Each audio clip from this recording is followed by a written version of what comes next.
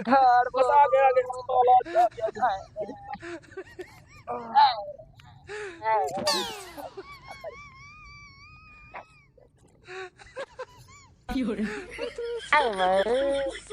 nurse جلدی آؤ emergency والا مریض ہے جلدی آؤ جلدی جلدی جلدی جلدی فوراً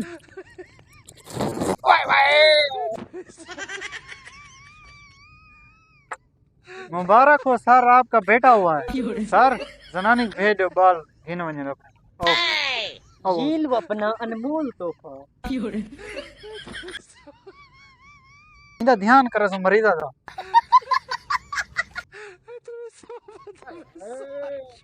میڈم ایکو پورا ہفتہ سوپ پلاونے اس تو بعد پھل کھواونے